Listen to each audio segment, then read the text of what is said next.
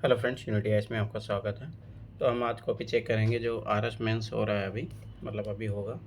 तो उन बच्चों का कॉपी चेक करेंगे जिनका आरएस प्री क्वालिफाई हुआ है। ठीक है, तो देखते हैं इन्होंने कुछ कुछ क्वेश्चन लिख के भेजे हैं अपने को। सबसे पहले देखते हैं, भारत के राष्ट्रपति को नाम मात्र का कार्यकारी प्रमुख क्यों माना जाता है। देखो, राजस्थान पीछे थोड़ा ऐसा होता है कि 2-2 नंबर के छोटे छोटे क्वेश्चन आते हैं, फिर 5 नंबर के आते हैं, इस टाइप से क्वेश्चन आते हैं। तो अब देखो, ध्यान से समझना, नरेंद्र की जो कॉपी है ये, तो इस टाइप के क्वेश्चनों में आप हमेशा एक चीज़ याद रखना कि इसमें इंट्रोडक्शन कंक्लूजन ऐसा कुछ भी नहीं लिखना होता है, डायरेक्ट आपको पॉइंट बताने पड़ते हैं। वो चीज़ हमेशा याद रखना कि वो पॉइंट आपको लिखने हैं जो डायरेक्ट इसकी जो क्वेश्चन की डिमांड है उसको फुलफिल करें। तो इस टाइप के जो क्वेश्चनों में जो यूपीएससी है या यूपीपीसीएस में जो रहता है वो ऐसा नहीं रहता है, इसमें डायरेक्ट लिखना पड़ता है, तो मतलब फैक्चुअल टाइप से रहता है ये।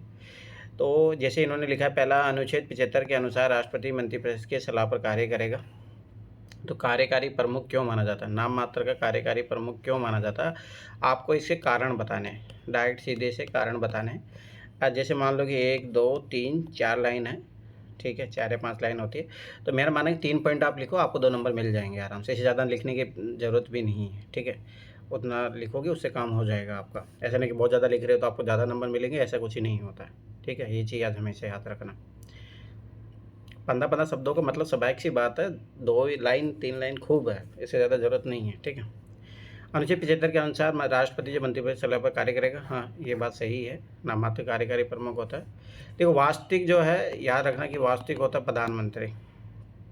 ठीक है, कार्यकारी नाममात्र कार्यकारी होता है कि ओनली, जैसे मान लो कि ये स्वाभाविक सी बात है, ओनली जैसे बिल विल होता है उनको अनुमति देता है या सिग्नेचर करने का जितनी भी संध्या होती है उनके काम ये करता है। 24वां संविधान संशोधन के बाद राष्ट्रपति संविधान संशोधन विधेयक को अनुमति अन्य हेतु बाध्य तथा 44 संशोधन के तहत राष्ट्रपति संसद विधेयक एक बार पुनः जारी लौटा सकता है। विधेयक को अनुमति देने के लिए बाध्य हैं। नहीं, थोड़ा ये वाला पॉइंट नहीं आएगा नरेंद्र, आप ये थोड़ा ध्यान दीजिए यहाँ पे। ये पॉइंट आपको ये बताना है थोड़ा यहाँ पे ना, एक मैं चीज़ बता देता हूँ, ये थोड़ा समझ लो। तो नाम मात्र का कार्यकारी प्रमुख है, ठीक है, तो स्वाभाविक बात, कोई वास्तविक भी होगा तो वो भी आप एक पॉइंट लिख सकते हो, वास्तविक जो है प्रधानमंत्री होता है। ठीक है, पहली बात, जैसे ये वाला जो पॉइंट आपने लिखा है ये बहुत अच्छा लिखा है कि राष्ट्रपति जो है मंत्रिपरिषद की सलाह पर कार्य करेगा। ठीक है, ये जो दोनों पॉइंट है ये बाध्य हैं, ये वाला कोई ज़रूरी नहीं है। ठीक है, अनुच्छेद 111 वित्त विधेयक पर अनुमति देने के लिए बाध्य हैं। ठीक है, तो इस टाइप के एक और पॉइंट लिख सकते हो, बस आप 3 पॉइंट लिखो, ये वाला पॉइंट कोई ज़रूरी नहीं है। ठीक है, थोड़ा राइटिंग जितना अच्छा करोगे उतना ज़्यादा बढ़िया है।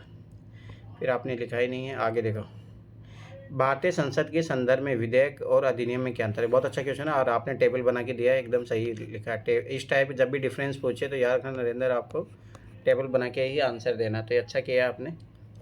विधेयक आपने लिखा है, यहाँ पे अधिनियम लिखा है। ठीक है, भारतीय संसद के संदर्भ में, याद रखना कि इंडिया के कॉन्टेक्स्ट में ही रहना है आपको। ठीक है, ये चीज़ रखें। विधेयक जो है राष्ट्रपति द्वारा अनुमति देने की पूर्व स्थिति, सामान्य बिल, अधिनियम, एक्ट, राष्ट्रपति द्वारा विधेयक पर अनुमति देने के बाद की स्थिति। अच्छा,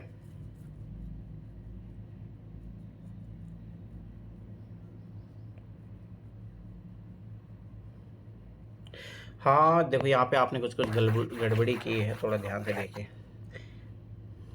मेरा मान 3 पॉइंट लिखो, मोर देन इनफ है। ठीक है, देखो, राष्ट्रपति द्वारा अनुमति देने की पूर्व की स्थिति। देखो, विधेयक क्या होता है ध्यान से समझना। यहाँ पे अगर लिखा है कि इंग्लिश में बिल, देखो बिल होता है कि स्वाभाविक सी बात है, ध्यान से समझना। बिल जो है नॉर्मली जैसे संसद में कहीं पे भी इंट्रोड्यूस किया जा रहा है, राज्यसभा में, लोकसभा में, ध्यान समझना, तो जब भी कहीं पे भी इंट्रोड्यूस किया जाएगा वो बिल के रूप में ही इंट्रोड्यूस होता है। जब ये राज्यसभा लोकसभा से पारित हो जाता है और राष्ट्रपति सिग्नेचर कर देता है तो ये एक्ट बन जाता है। तो पहला पॉइंट तो आपका ये रहेगा। ठीक है, थोड़ा बहुत ये इसको थोड़ा क्लियरिफाई करो। ठीक है, यहाँ पे चलो आपने लिख दिया थोड़ा बहुत। ठीक है, सामान्य बिल और एक तरह से कानून। ठीक है, ये एक पॉइंट चल सकता है, परंतु ठीक है, जो थोड़ा अच्छा पॉइंट लिखो यहाँ पे ज़्यादा अच्छा। इसे संसद में कोई भी पेश कर सकता है, ये सरकारी विधेयक होता है। अरे नहीं, ये ऐसा, ये पॉइंट गलत है आपका, थोड़ा ये चीज़ ध्यान दीजिए। देखो, कुछ विधेयक ऐसे होते हैं जो सरकारी विधेयक होते हैं। सरकारी विधेयक का मतलब ये होता है, ध्यान से समझना, कि जो ओनली सरकार के मंत्री होते हैं, ठीक है, वही उसको कर सकते हैं। उसके अलावा कोई भी, चाहे उनकी पार्टी का मेंबर क्यों ना हो, तो वो तो ये ऐसा अधिनियम में नहीं रहता है वो, याद रखना कि ये चीज़ नहीं, वो होता है जब मान लो कि स्वाभाविक सी बात है सरकारी विधेयक और गैर सरकारी विधेयक में आप डिवाइड कर सकते हो, ठीक है, तो ये चीज़ याद रखना। हाँ, ऐसा कैसे विधेयक को आप गैर सरकारी, सरकारी और गैर सरकारी विधेयक में अधिनियम, संवैधानिक संशोधन अधिनियम भी होते हैं, ठीक है, एक नॉर्मल सामान्य अधिनियम भी होते हैं। तो आप इस तरीके से आप इन सब चीज़ों को लिख सकते हो, थोड़ा ये चीज़ ध्यान दीजिए। सुप्रीम कोर्ट द्वारा प्रतिपादित मूल शासन सिद्धांत, तो आपको इसमें लिखाना केशवानंद भारती केस में है, चलो आपने लिखा है। 24 अप्रैल केशवानंद भारती संघ में मूल शासन सिद्धांत प्रतिपादित किया गया है, जिसमें संसद की शक्तियों को सीमित किया गया है। इसके अनुसार संसद को संविधान में संशोधन की शक्ति असीमित नहीं है, ठीक है, सही है। और आप कुछ एग्जाम्पल लिख दीजिए यहाँ पे, जैसे भाई आपका धर्मनिरपेक्षता वाली बात है, ठीक है, प्रस्तावना के कुछ पार्ट आते हैं, पावर ऑफ सेपरेशन की जो बात है, ऐसे कुछ एग्जाम्पल जरूर लिखिए, ठीक है, तो वो ज़्यादा अच्छा रहेगा आपका। फिर आगे, भारत को संसदीय लोकतंत्र क्यों कहा जाता है कि ना कि राष्ट्रपति प्रणाली। देखो, प्रेसिडेंशियल डेमोक्रेसी अमेरिका में पाई जाती है, यूएसए में। फिर बाद में संसदीय लोकतंत्र क्यों कहा जाता है, ये रीज़न है कि भारत का जो सर्वोच्च प्रतिनिधि होता है कौन, राष्ट्रपति, वो चुना जाता है, अप्रत्यक्ष जनता द्वारा चुना जाता है, मतलब अप्रत्यक्ष रूप से जो जनता के प्रतिनिधि उसको चुनते हैं, तो ये चीज़ आ, इसलिए संसदीय लोकतंत्र कहा जाता है।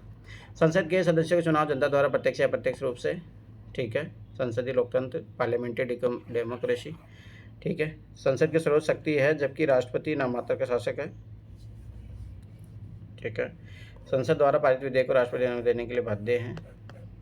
अरे आप ये चीज़ समझ रहे हैं, देखो ये सीधी सी बात है, इंडिया का और यूएसए का आपको कंपैरिजन करवा रहा है, तो समझ बात है। बाद में पार्लियामेंट फॉर्मेट और गवर्नमेंट कहने का मतलब ही यही है कि एक तो भाई ये जनता में जो संसद के जो प्रतिनिधि, आपने जो ये लिखा है पॉइंट सही लिखा है। राष्ट्रपति प्रणाली में क्या होता है, जनता डायरेक्ट राष्ट्रपति को निर्वाचित करती है, और यहाँ पे क्या होता है कि जो संसद के जो मेंबर होते हैं और विधायिका जो है, विधानमंडल जो होते हैं राज्यों के, वो मिलकर जो है राष्ट्रपति का चुनाव करते हैं, परंतु राष्ट्रपति प्रणाली में डायरेक्ट जनता के द्वारा चुना जाता है। जैसे ट्रम्प है, वो डायरेक्ट चुना गया है, तो उस तरीके से लिखिए तो ज़्यादा अच्छा रहेगा। सहकारी संघवाद को बढ़ावा देने में, देखो कोऑपरेटिव फेडरलिज्म, ठीक है, बहुत अच्छा क्वेश्चन है। में अंतर्राज्यीय परिषद की क्या भूमिका है। आप देखो, आप स्टार्टिंग में हाँ ये दिखा दिया आपने, आर्टिकल 263 अंतर्राज्यीय परिषद गठन किया गया है, ठीक है। रोल बताना आपका इसका कि कैसे सहकारी संघवाद को बढ़ाता है। अंतर्राज्यीय परिषद केंद्र राज्यों के साथ मध्य विवादों का समाधान करने के लिए गठन किया जाता है, ठीक है। फिर आप ये बताओगे भाई सहकारी संघवाद को कैसे बढ़ावा देगा, एक और पॉइंट यहाँ पे एक्स्ट्रा आएगा, ये तो भाई समझ में चलो आपने डिफाइन ही की है, पर आप इसके बाद में बताओगे भाई कौन कौन से हैं। और थोड़ा ना नरेंद्र आप ये कीजिए, देखो आरएस में आपके पास एक तो वर्ड लिमिट होते हैं, सारी चीज़ें होती है, तो ज़्यादा पॉइंट लिखने का तरीका ये होगा कि आप ऐसे ब्रैकेट बनाओ, संघवाद को बढ़ावा देने में अंतर्राज्यीय परिषद भूमिका, या मान लो जो भी है, ये छोटे छोटे पॉइंट लिखो आप कि कैसे बढ़ाएगा। विवादों को समाधान करके, ठीक है, विवादों को समाधान करके बढ़ाता है, एक मंच प्रोवाइड करता है, ठीक है, विचार विमर्श के लिए एक मंच प्रोवाइड करता है अंतर्राज्यीय परिषद, ये चीज़ याद रखना। विवादों को समाधान करता है, मंच प्रदान करता है, ठीक है। तो इस तरीके से आप लिखोगे तो 3-4 पॉइंट लिख लोगे, तो आपको अधिक मैं फिर बता रहा हूँ, आरएस निकालना है तो आपको ऐसे छोटे, ऐसे इतना लंबा लाइन लिखने का प्रयास मत कीजिए, पहले ऑलरेडी इसमें बहुत वो दिया है। फ्लैट फुट को परिभाषित करें, देखो सीधी सी डिमांड है क्वेश्चन की, फ्लैट फुट को परिभाषित करो, डिफाइन करो इसको। एक असामान्य विकृति जिसमें पैर के मेहराब ढक जाते हैं, जिसमें पैर जमीन के साथ पूर्ण या लगभग संपर्क में आ जाता है। इसके प्रदर्शन पर एक प्रभाव बताइए, फिर आपको एक प्रभाव भी बताना है, ठीक है, तो आपने बता दिए हैं, ठीक है। तो थोड़ा अब ये चीज़ यार नरेंद्र, एक मिनट रुको।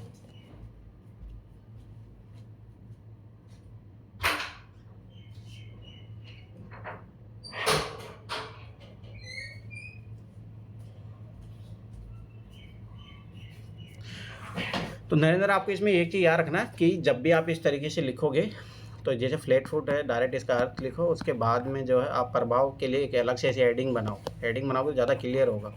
अब जैसे एग्जाम्पल वगैरह दे दिए तो स्टार्टिंग में से इंट्रोडक्शन ही लिखा है, प्रभाव के लिए आप अलग से एक हेडिंग बनाइए, उसमें लिखिए तो ज़्यादा अच्छा होगा। खेलों में चोटों से बचाव के लिए वार्म अप क्या महत्व है, वार्म अप, ठीक है, इसके क्या महत्व है, तो भाई डायरेक्ट आप लिखो वार्म अप का महत्व क्या है, बस ये हेडिंग लगाओ, डायरेक्ट आंसर एक दो बुलेट पॉइंट बनाओ।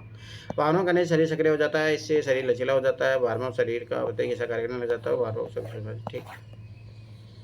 मोच और खिंचाव में क्या अंतर है, मोच हड्डी को जोड़ने वाले उत्तक को सटी पर जाते हैं, मांसपेशी सटी पर जाते हैं, पूरे कंधे में आती है, ठीक है। और फैक्चुअल बच्चों में पाए जाने वाली 2 आसान विकृतियाँ बताइए, ठीक है। स्वाभाविक बात है, इसमें जब इतना ही पूछा तो उतना ही जवाब दोगे, आपने वही काम किया, सही है। मंत्रिपरिषद संसद के प्रति सामूहिक उत्तरदायित्व संकल्पना स्पष्ट कीजिए। बहुत अच्छा क्वेश्चन है, यूपीएससी में पीटी में बहुत बार आता है ये क्वेश्चन। अब देखते हैं आपने क्या इसको सही लिखा है। मंत्रिपरिषद की नियुक्ति संसद द्वारा होती है, ठीक है। लोकसभा की नियुक्ति जनता द्वारा प्रत्यक्ष मतदान, अरे नहीं, थोड़ा आप ऐसे नहीं करोगे। संकल्पना स्पष्ट करना तो पैराग्राफ में लिखना, ये देखो 5 नंबर का क्वेश्चन होगा, ठीक है। अब ध्यान से समझना, सामूहिक उत्तरदायित्व का सिद्धांत का मतलब ही ये होता है कि संसद के प्रति सामूहिक उत्तरदायित्व का सिद्धांत होता है। जैसे मंत्रिपरिषद कोई भी कार्य कर रहा है, ठीक है, तो उनके जो कार्यों का है अवलोकन किया जाता है संसद में, ये चीज़ याद रखना। जैसे बजट के द्वारा, ठीक है, प्रश्न पूछकर उनसे, उस तरीके से आपको लिखना पड़ेगा। लोकसभा नियुक्ति जनता प्रत्यक्ष मतदान द्वारा होती है। लोकसभा जनता के प्रति उत्तरदायी होती है, इस कारण पंद्रह की नियुक्ति संसद होने के कारण सामने संसद के प्रति उत्तरदायी रहती है।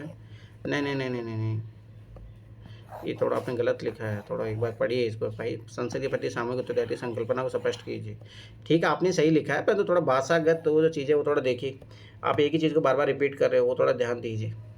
देखो भाई, संसद के प्रति सामूहिक उत्तरदायित्व का मतलब ये होता है, देखो संसद भाई, ये ठीक है आपने लिखा जनता के प्रति जो के प्रतिनिधि होते हैं वहाँ पे, तो स्वाभाविक सी बात है अप्रत्यक्ष तौर से भाई जनता के रूप में, जनता के ही जो है उत्तरदायित्व है, जनता के समक्ष उत्तरदायित्व होते हैं, ठीक है। तो उत्तरदायित्व सुनिश्चित कैसे किया जाएगा? उत्तरदायित्व सुनिश्चित करने का प्रश्न पूछ के किया जाता है, अविश्वास प्रस्ताव जो है उसके द्वारा किया जाता है, तो ये सारी चीज़ें होती है, ठीक है। ये बातें सही, लोकसभा भंग हो सकती है, ये सारी चीज़ें, ठीक है। बाद में संवैधानिक स्वच्छता बरकरार रखने में न्यायपूर्वक उनका महत्व का मूल्यांकित कीजिए। अब थोड़ा यहाँ पे रुक जाओ, स्पष्ट कीजिए। तो इसमें तो देखो ये याद रखना, ये आखिरी की लाइनें बहुत इंपॉर्टेंट रहेगी। स्पष्ट कीजिए तो आपको क्लियर बताना था इसमें, महत्व को मूल्यांकित कीजिए, तो आपको इसमें पॉजिटिव चीज़ें बतानी है और एक आध नेगेटिव पॉइंट भी बताना है, ये चीज़ याद रखना। न्यायपालिका का महत्व क्या है? संसद द्वारा बनाई गई ऐसी कोई विधि जो संविधान का अतिक्रमण कर रही है उसे न्यायालय अवैध किया जा सकता है, सही बात है। सरकार की तानाशाही को रोकने के लिए आवश्यक है। लोकतंत्र की रक्षा के लिए आवश्यक है। नागरिक मूल अधिकारों की रक्षा के लिए आवश्यक, यद्यपि न्यायिक सत्य अभूतपूर्व है तो ये, लेकिन संविधान की सर्वोच्चता के लिए आवश्यक है नहीं। आप मूल्यांकन करोगे तो याद रखना कि नेगेटिव पॉइंट ही बताओगे। बहुत बार क्या होता है, पावर ऑफ सेपरेशन का उल्लंघन होता है, तो ये कमी है इसकी, ये चीज़ याद रखना। दूसरी बात, डेमोक्रेसी में याद रखना संसद संप्रभु होती है, ना कि न्यायिक पुनर्कलन के माध्यम से क्या है तो सुप्रीम कोर्ट सर्वोच्चता अपने दर्शाने लग जाता है। तो एक दो पॉइंट आप इसी कमियों को लिखोगे, ये चीज़ याद रखना। उपसंघीय संविधान की अवधारणा को न्यायिक व्याख्याओं सहित स्पष्ट कीजिए। तो यहाँ देखना, quasi federal nature of Indian constitution with relevant judicial interpretation, आपको इसमें सुप्रीम कोर्ट है उनके डिसीजन को भी बताना पड़ेगा। उपसंघीय संविधान में संघीय एकात्म दोनों प्रकार के शासन प्रणाली देखी जाती है, ठीक है, जहाँ संघीय अवधारणा में शक्तियों का विभाजन, लेकिन संविधान सरकार के 2 स्तर स्वतंत्र न्यायपालिका एकात्म अवधारणा है। एकल नागरिकता मौजूद केंद्र सरकार, संकल विशेष शक्तियाँ, आपातकालीन शक्तियाँ, राज्यपाल की नियुक्ति आदि है। न्यायिक केसी शक्ति विभाजन, अरे नहीं, आप इसमें केस बताने हैं। जुडिशियल इंटरप्रिटेशन का मतलब ये है कि सुप्रीम कोर्ट के जो केस हुए हैं या मान लो हाई कोर्ट में कोई केस आया है और उसने बताया है इसके बारे में, आपको देखो सीधा सिंपल बात है, ये चीज़ याद रखना। जो क्वेश्चन की डिमांड है उसके अकॉर्डिंग काम करोगे तो तभी नंबर मिलेंगे, ये चीज़ याद रखना। संविधान में आपातकालीन प्रावधानों के दुरुपयोग से सुरक्षित किन व्यवस्था की गई है, स्पष्ट कीजिए। अब देखो, राष्ट्रीय आपातकाल बाहरी आक्रमण युद्ध अंतरिक्ष सत्याग्रह पर लागू किया जाता है। 1949 अंतरिक्ष जब सशस्त्र विद्रोह किया गया तो मंत्रिमंडल को लिखित सिफारिश आवश्यक कर दिया गया, ये पहला पॉइंट इंपॉर्टेंट है, ठीक है। किन उपायों की व्यवस्था की गई है, ठीक है। पहला, उच्चतम न्यायालय द्वारा न्यायपूर्ण किया जा सकता है, सही है। आपातकाल के तुरंत बाद संसद से विशेष बहुमत 30 दिनों की अनुमति लेना आवश्यक है। अगर लोकसभा भंग हो तो राज्यसभा से अनुमति लेना आवश्यक है, ठीक है, ये बात सही है। राइज विधि क्या है? इसका खेलों में चोट प्रबंधन कैसे होता है? राइज, रेस्ट, आइस, संपीड़न, उत्थान, अच्छा समझाइए। चेक कैसे होता है? प्रत्येक अलग अलग है, प्राथमिक उपचार है। चोटिल क्षेत्र में भारी तनाव डालने से बचे। दर्द सूजन कम करने के लिए बर्फ लगाए। सूजन को कम करने के लिए डायल क्षेत्र पर पट्टी बांधे। उत्सर्जन को कम करने के लिए ऊपर उठाए। अब ये फैक्चुअल क्वेश्चन है। देखो, अर्जुन पुरस्कार, राजीव गांधी खेल पुरस्कार के उद्देश्य और चयन मानदंड। देखो, पहले उद्देश्य बताना है आपको दोनों का, फिर चयन मानदंड की तुलना करें तो आपने बहुत अच्छा किया कि आपने ये टेबल फॉर्मेट में दिया है। तो पहले आप ना यहाँ उद्देश्य बताओगे दोनों का, फिर उसके बाद में वो बताओगे।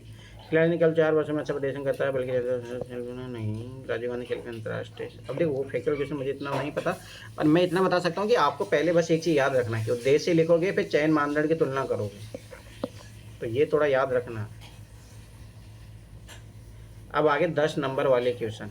अब देखो 10 नंबर वाले क्वेश्चन में नरेंद्र याद रखना, आपको यहाँ पे इंट्रोडक्शन भी लिखना पड़ेगा, फिर मेन बॉडी आप लिखोगे, क्वेश्चन की जो डिमांड उसको एड्रेस करोगे, फिर कंक्लूजन भी लिखोगे आप। अब यहाँ पे आपका जो आंसर का फॉर्मेट चेंज हो जाएगा, आप डायरेक्ट नहीं कर सकते आप इसमें, और आपने वही करने का प्रयास किया, ये गलत है, याद रखना ऐसे नहीं करना है। आपको इंट्रोडक्शन लिखना है, मेन बॉडी भी लिखना है, कंक्लूजन। तो भारतीय संविधान में राज्यपाल की भूमिका की समालोचनात्मक समीक्षा करें। समालोचना तो समीक्षा करिए, ये वर्ड समझिए। इसका मतलब ये है आपको पॉजिटिव और नेगेटिव दोनों बताना है। राज्यपाल की भूमिका पॉजिटिव कैसे है, नेगेटिव कैसे है, हाल के उदाहरण है, रिसेंट के एग्जाम्पल भी देने हैं आपको, ठीक है। अब जो भारतीय संविधान में राज्यपाल, तो पहले तो आप इंट्रोडक्शन दोगे कि राज्यपाल की क्या भूमिका रहती है भारतीय संविधान में। तो भाई केंद्र राज्य को जोड़ने का प्रयास करता है, ये चीज़ याद रखना, महत्वपूर्ण भूमिका होती है। राज्य का संवैधानिक प्रमुख भी होता है ये, ठीक है। आप ऐसे इंट्रोडक्शन लिखोगे 1-2 लाइन, ठीक है।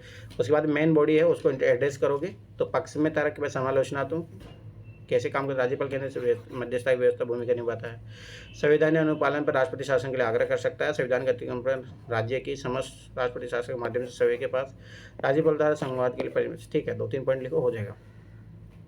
पर आपको नेगेटिव पॉइंट भी आपने लिखा है, ठीक है। केंद्र द्वारा नियुक्त केवल केंद्र सरकार के अनुसार कार्य करना, केंद्र और राज्य सरकार अलग अलग दल सरकार पर अधिकतर विधेयक राष्ट्रपति के पास भेजना, जैसे तमिलनाडु सरकार का आरोप है कि राज्यपाल ज़्यादातर विधेयक, बस इतना लिखो तमिलनाडु, बस वो अभी इतना एक्सप्लेन करने की जरूरत नहीं है, ठीक है। राज्यपाल का दिल्ली लगान, राज्यपाल द्वारा मुख्यमंत्री का आदेश अवहेलना, गहलोत के, अरे ऐसे व्यक्तिगत विशेष पे आरोप मत लगाइए, ये चीज़ याद रखना है। पॉलिटिकल न्यूट्रल बनना है आपको, ठीक है, ये चीज़ याद रखना।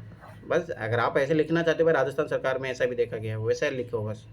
संवाद बनाए रखने के लिए राज्यपाल को, फिर यहाँ याद रखना निष्कर्ष भी आप लिखोगे जरूर, राज्यपाल तटस्थ रहना चाहिए, ठीक है। और इसके लिए राज्यपाल पुंछिया करो, ये याद रखना, एग्जाम में इससे बाहर मत लिखा करो, बाउंड्री से बाहर नेगेटिव मार्किंग होती है। राज्यपाल बनते समय राज्यपाल दल विहीन होना चाहिए, राज्य उसी राज्य में नहीं दिया जाए जिस पर राज्यपाल है, ठीक है। हाँ, आप इतना मत लिखो, निष्कर्ष ये लिखो कि पुंछी आयोग सरकारी आयोग की रिकमेंडेशन को इम्प्लीमेंट किया जाए, ताकि केंद्र और राज्यगत स्तर पर राज्यपाल की जो भूमिका को लेके चिंतागत मुद्दे रहते हैं उनका समाधान हो सके, ठीक है। तो ये चीज़ याद रखना। भारत का खेल प्रदर्शन उसकी जनसंख्या और आर्थिक आकार के अनुपात में नहीं है, एकदम सही बात है। भारत की वैश्विक खेल शक्ति बनने में बाधक प्रणाली के समस्या विश्लेषण कीजिए। तो आप इंट्रोडक्शन में पार्ट में बताओगे कैसे, भाई इतनी जनसंख्या है, ओलंपिक में इतने पदक आए हैं, ये इंट्रोडक्शन लिखिए आप। नरेंद्र जी गलती करो, आप डायरेक्ट एड्रेस नहीं कर सकते इस टाइप के क्वेश्चनों में। फिर उसके बाद में आपको बढ़ाना है कि भाई प्रणाली समस्या क्या है, उनको विश्लेषण करना है। फिर उसके बाद में आखिरी में जब कंक्लूजन लिखोगे आप, वे फॉरवर्ड भी लिखोगे, याद रखना, मतलब सॉल्यूशन भी दोगे। भारत में संस्थागत जैसे स्टेडियम प्रेक्षण की स्थिति इत्यादि अच्छी नहीं है। भारतीय वैश्विक जनसंख्या अनुपात में पदक जीतने में सफल रहा है, वित्त का अभाव है, ठीक है, रुचि का अभाव है। इतना एक्सप्लेन करने की जरूरत नहीं, ओनली लिखो जस्ट, ठीक है। निजी भागीदारी ग्रामीण खेल आदि। बाद में खेलो इंडिया ग्रामीण ओलंपिक की शुरुआत को युवा सहायता देना, वैसे तैयार हो रहा है, ठीक है। थोड़ा याद रखिए, नहीं खेल शक्ति बाधक प्रणालीगत बताना है, ये चीज़ हमेशा याद रखिए नरेंद्र। आप ऐसे नहीं कि हर कुछ लिख रहे हो, आपको ये बताना इशू कौन सा है, सिस्टेमेटिक इशू, ये याद रखना। प्रणालीगत समस्याएं क्या है वो बताने, ऐसे नहीं कि हर समस्या नहीं बतानी। फिर आखिरी में वे फॉरवर्ड जरूर सॉल्यूशन लिखना है, कंक्लूजन में आप लिखोगे, तो ये चीज़ याद रखना। तो ये मैंने माना कि नॉलेज ठीक है, आपका फैक्चुअल इन्फॉर्मेशन ठीक है, परंतु जो कॉन्सेप्ट वाली जो बात है थोड़ा उस पर थोड़ा काम कीजिए।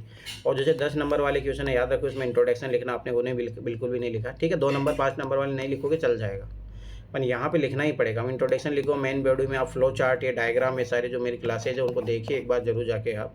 कंक्लूजन जरूर लिखिए। अगर देखो आरएस में अगर अच्छी रैंक लानी है, देखो आरएस में बहुत मेंस की कट ऑफ बहुत कम जा रही है, कारण है कि बच्चों को लिखना ही नहीं आता आंसर, और कोई उनको ऐसे बताता भी नहीं कि भाई आप इस तरीके से 10 नंबर की क्वेश्चन क्या अप्रोच रहनी चाहिए, 5 नंबर की क्वेश्चन क्या अप्रोच रहनी चाहिए।